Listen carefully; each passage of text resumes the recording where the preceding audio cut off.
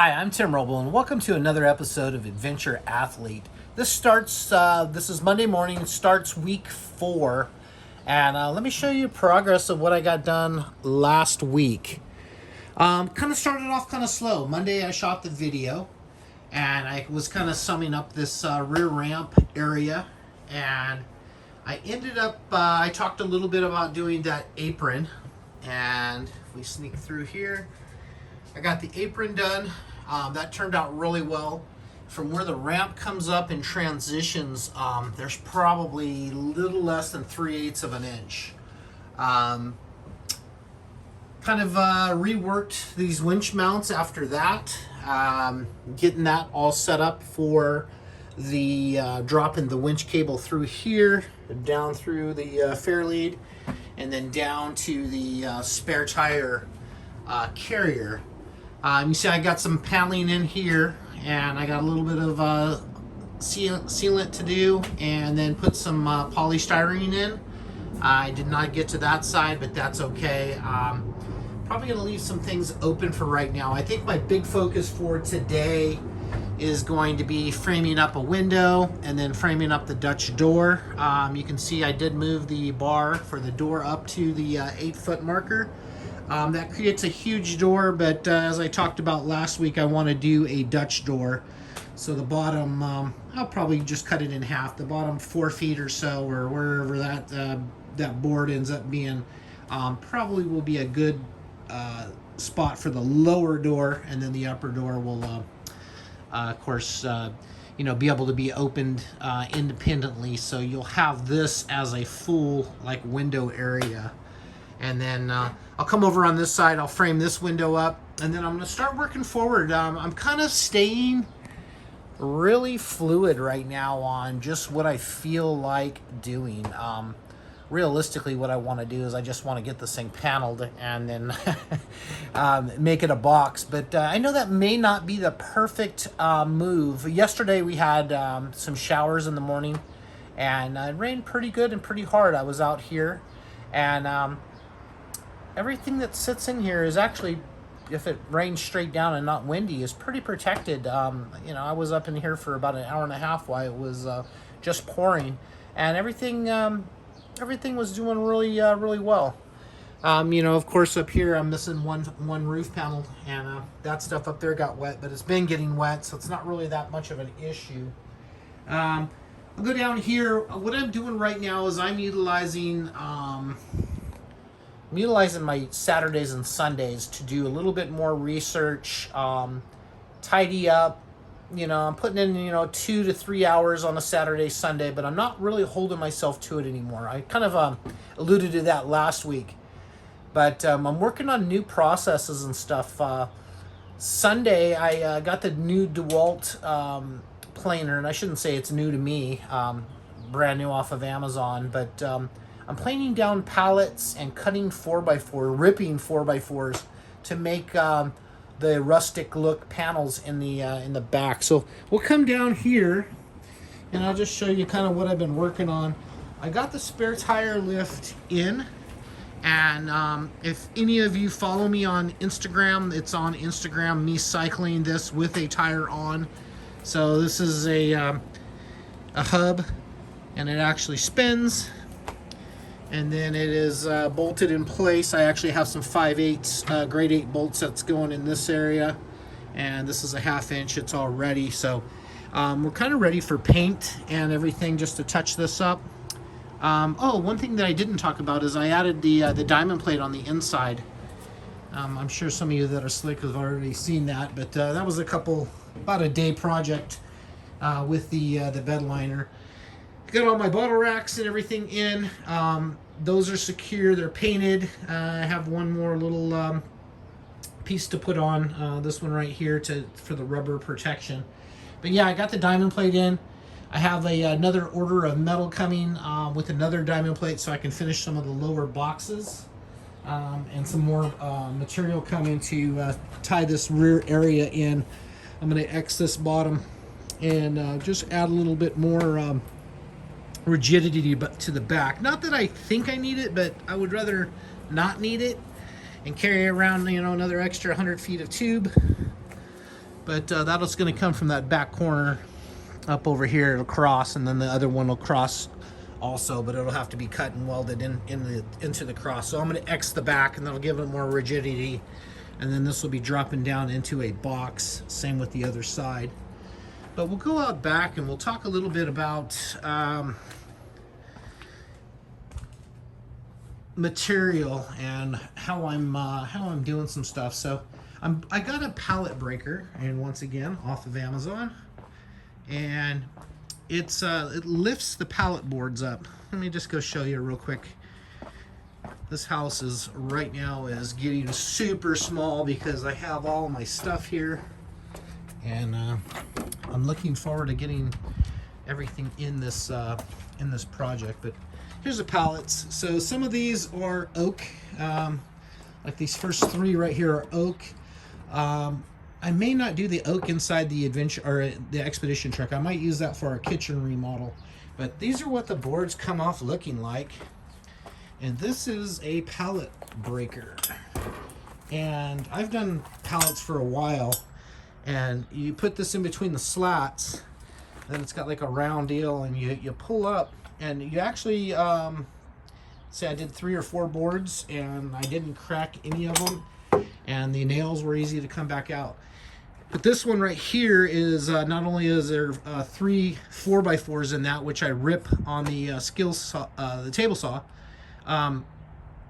The rest of the slats are all pine also, so I'll be using that one for the interior for sure. I actually don't have a whole lot of woodwork to do in there. I'm going to do a lot of carpet, even on the walls in the theater room. Here's my aluminum wheels. I got 8 of those. I did hit those with some paint yesterday because we already, just with the rain, started getting some corrosion going on that, and I didn't want the studs to get all corroded. So that's some Rust-Oleum Professional. I do have a full 8 of those that I have to do.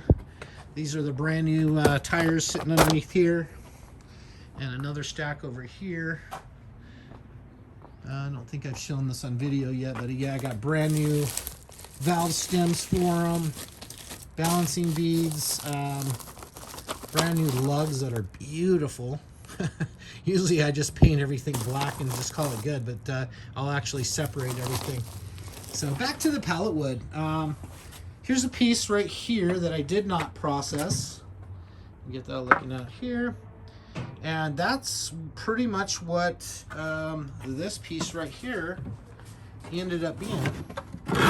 These were next to each other on the pallet.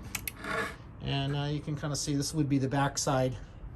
And you know, and I really need to pay more attention to this because now that I'm looking, everything's a 1/2 inch. I have this planer set at a 1/2 inch, but this is actually a prettier side, so I should have really done this side. But I'm having great results. This is a cedar 4x4. I love the way that turned out. And then this is some of the pallet. This was actually a pallet 4x4 that I ripped down and you know, processed those. So I'm going to use some of my weekend stuff to process wood, play catch up, just kind of get my mind right. I am getting some runs in, so physically I'm doing an effort again, and that feels good because by the end of the week I'm pretty beat down by working. But this is the Dewalt Planer, and highly recommend it. It's got a little stop on it that's set, and I basically feed a piece of wood in here. Like when I start, I put a piece of wood in here and then crank the handle down, and you got a little gauge right here it'll tell you how thick that wood is and how much you're going to take off. And it's got like a little chart on it. So I usually do about a 1/16 for the rough cuts, and then I change speeds on the last pass to a finished cut, and it comes out absolutely beautiful.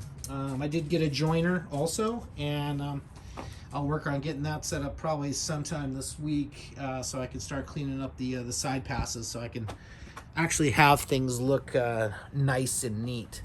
But I got a lot of things going right now, and like I said, I'm driven, I'm passionate, and I'm coming off of a weekend finally where I'm going to call myself like fully rested. I don't know if I'm ever fully rested, but I'm definitely rested, feel good, feel passionate about the build. By Friday afternoon at like 4 o'clock, I'm at that point where I'm like, man, I am done.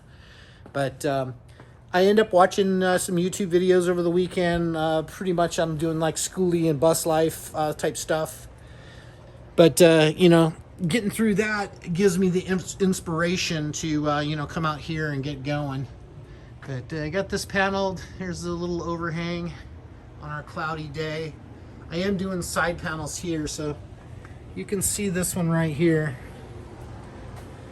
I got set up, and I did some of the rough trimming on the ground, and then I fixed it. Had my wife come out and help me, but I got that cut out, so it ties in. And I'm running 2 strips of this VHB, and you know, there will be another one everywhere there's a tube.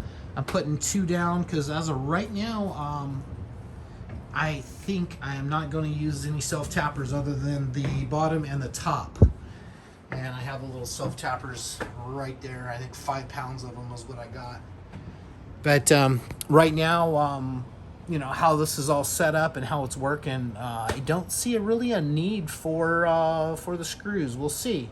Like the top edge, it's not going to show because I'm going to trim the box out with some like 3x3 angled stainless, and that'll be affixed with the double-sided sticky and some screws in it. So that will keep everything in place. But right now it's a solid panel with how I've been doing it. And you know, my adventure truck has held up really good, but it's got screws shot in it.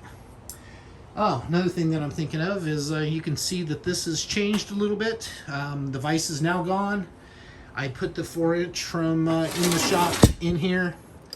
I'll have this set up where it can bolt down, or you know, pick up some of these holes if I need to have like a vise that's fixed for, you know, beating something over or whatever. But for the most part, I use this for setup for like TIG welding, MIG welding, to hold something in place. A lot of times I'll do a 6-inch cut 4x4, so you can use it this way to rest your hand on, or this way, depending on what it is for a project.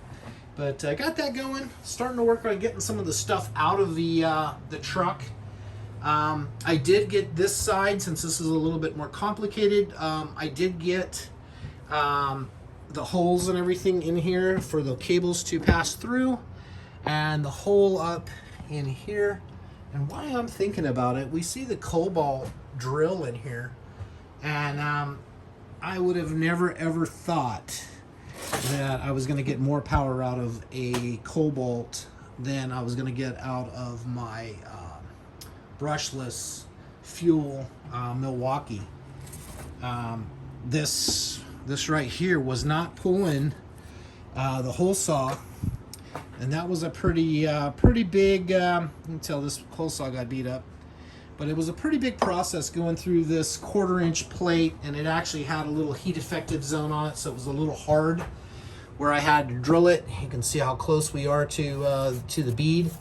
But I went in here and I've deburred this, and that's my finger pushing hard. So the cable comes actually through that and does not touch going all the way down to run that spare tire lift. Once again, if you want to see that stuff, I'm adventure.athlete on Instagram, and I do some photos and some short little videos on there of the build during the week. Just kind of what have I accomplished, more to keep me motivated. I need things to keep me going, because when you're out here doing this work, it's lonely, it's hard. I'm pretty much doing this myself with a hand from either my stepson, my wife, or my neighbor Jim across the street will come over and, you know, help me out. And he does a lot in the middle game. He's a smart guy. World record holder at one time for I think 12 or 15 years on the Roadster class. So he's an automotive guy, and he kind of knows what he's doing, and he's pretty slick. So when I need a hand holding something in place, or you know, he did some of this heavy lifting with me on this the subframe on this truck. So I really do appreciate him and his help. But yeah, pushing on. I have another load of metal coming in on Tuesday. And with that, I'll be able to X that underneath piece, and then I thought the spare tire carrier, I had some quarter, but it's kind of old and rusty, and it's got some weld stuff that was welded to it. I'm like, just do it one time and do it right. So I got brand new material coming. I'll weld that up and get that other side done. I have a lot of the parts already cut for that other side, so it'll go together in probably 4 hours or so, and I'll get that winched up into place and cycled. One thing with that is I did cycle everything to make sure everything worked, and I'm able to do a tire change really easy now. Basically, the process for that was going to be to come in here and disconnect whatever side you choose, probably whatever side the flat is on. I'll disconnect that cable, and then you run the cable down through here and down through there, and then I hook that up on the bottom, and then I'll pull the pins, which I've done with a tire on. You got to make sure that you can do all of this when things are in place, because it might function great with no tire on, and then like tire has interfinish and you can't get the bolts and everything out. So I got that set up right, and that took 2 times to actually do with the tire on, to see where the bolts need to come out and what's trimmed so there's no chafing on the tire or anything. But it's a super solid system. I'm happy with that. I feel confident in the build on that. So that's good.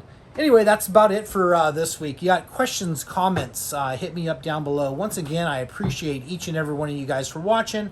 I got that little core group of about 200 people that, as soon as this video's out, they watch it. Thumbs up. If you're new to the channel, hit subscribe. I got a lot more coming on this journey. Hopefully it'll start getting a little bit more fast-paced and a little bit more interesting as we go through.